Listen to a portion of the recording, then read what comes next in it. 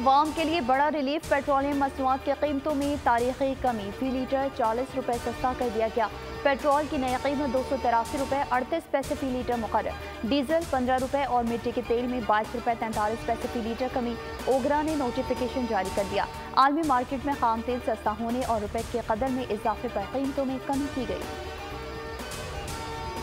سی pack پر اہم پیش رفت کا امکان، نگراں وزیر اعظم انوار الحق کاکڑ آج چین روانہ ہوں گے، 17 اور 18 اکتوبر کو بیجنگ میں مصروف دن گزاریں گے۔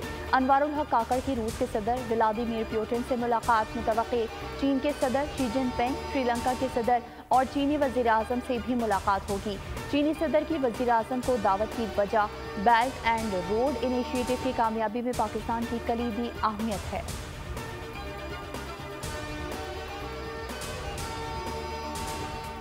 پاکستان معاشی اصلاحات کے اقدام کر رہا ہے، پائیدار معاشی ترقی کی کوشش کی جا رہی ہے۔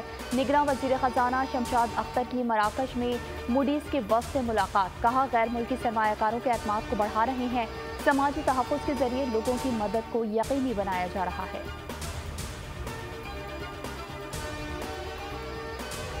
غزہ میں اسرائیل نے درندگی کی انتہا کر دی، 10ویں روز بھی غزہ پر بمباری شہر ملبے کے ڈھیر میں تبدیل، فلسطینی شہداء کی تعداد 2600 سے زائد ہو گئی، 10,000 کے قریب فلسطینی زخمی، جنوبی سرحد کی طرف جانے والے قافلے پر حملہ، لاکھوں تباہ حال فلسطینی محفوظ پناہ کی تلاش میں دربدر، اسرائیل نے غزہ کے قریب گولان کی پہاڑیوں پر لاکھوں فوجی، ٹینکس اور توپیں پہنچا دی، غزہ میں نظام صحت ختم ہونے کے قریب ہے، 50,000 حاملہ خواتین کے لیے اذیتناک صورتحال، صہیونی فورسز کے حملوں میں 724 معصوم فلسطینی بچے بھی شہید ہوئے۔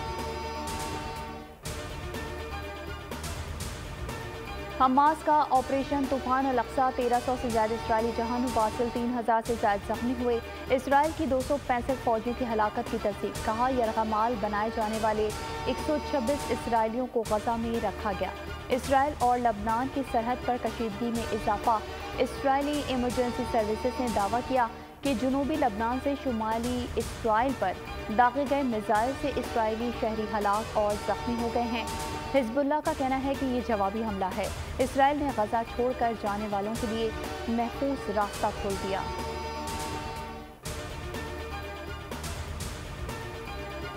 سیکریٹری جنرل اقوام متحدہ انتونیو گوتریس کہتے ہیں غزہ میں پانی، بجلی اور دیگر سامان ختم ہو رہا ہے، اقوام متحدہ کے پاس خوراک، پانی، طبی سامان اور ایندھن کا ذخیرہ موجود ہے، تمام سامان گھنٹوں میں غزہ بھیجا جا سکتا ہے، غزہ میں بلا روک ٹوک امداد کو رسائی دی جانی چاہیے، ترسیل کو یقینی بنانے کے لیے غزہ میں محفوظ ماحول ہونا چاہیے۔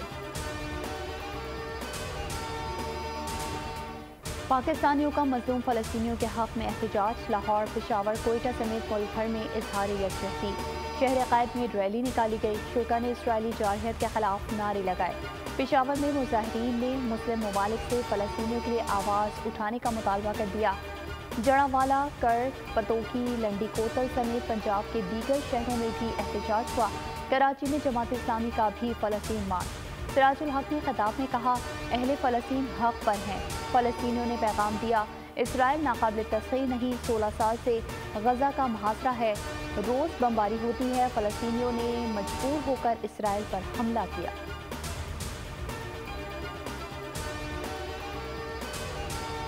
نواز شریف کے استقبال کی تیاریاں، جلسے کا سامان گریٹر اقبال پارک پہنچنا شروع ہو گیا، نون لیگ کو 21 اکتوبر پر جلسے کی اجازت مل گئی، این او سی جاری کر دیا گیا، مینار پاکستان جلسہ گاہ کی تمام سیکیورٹی کی ذمہ داری منتظمین پر ہوگی، جلسہ گاہ کے باہر سیکیورٹی کے انتظامات پولیس سنبھالے گی، رانا ثناء اللہ کہتے ہیں 21 اکتوبر سے پاکستان میں سیاست کا رنگ اور ماحول بدل جائے گا۔ مریم نواز لاہور سے اسلام آباد روانہ ہو گئی، نواز شریف کی وطن واپسی کے حوالے سے اسلام آباد میں اہم ملاقاتیں کریں گی۔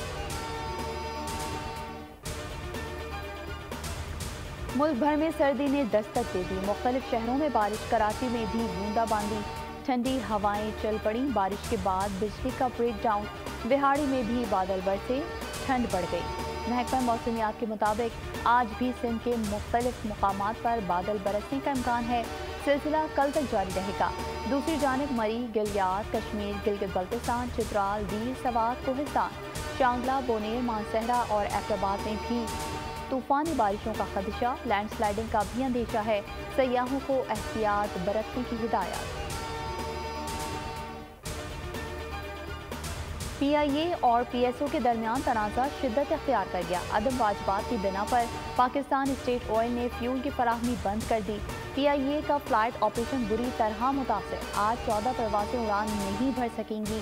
मुल्तान से कराची और इस्लामाबाद, गिलगित से इस्लामाबाद की परवाजें मनसूख, इस्लामाबाद से सखर की परवाज़ों को भी मनसूख कर दिया गया। PIA का एविएशन डिवीज़न को खत, वाजबात की अदायगी के लिए 7.5 अरब के कर्ज की सहूलत दिलाई जाए। खत का मतन।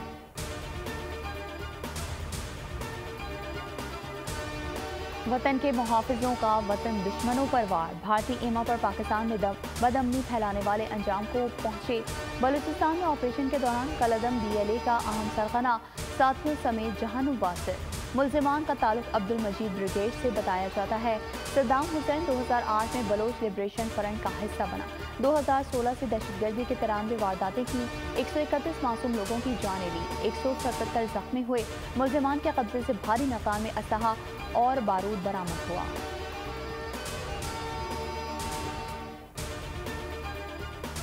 वर्ल्ड कप में पहला अपसेट, अफगानिस्तान ने दिफाई चैंपियन को हरा दिया। अफगान टीम ने पहले खेलते हुए 284 रन बनाए। रहमानुल्लाह ने 80 और इकराम अली ने 58 रन बनाए। जवाब में इंग्लिश टीम 215 रन बना सकी। अफगान बॉलर मुजीबुर रहमान 3 और मोहम्मद नबी ने 2 शिकार किए। इवेंट के 14वें मैच में आज ऑस्ट्रेलिया और श्रीलंका आमने सामने होंगे। मैच लखनऊ के स्टेडियम में पाकिस्तानी वक्त के मुताबिक दोपहर 1:30 बजे शुरू होगा।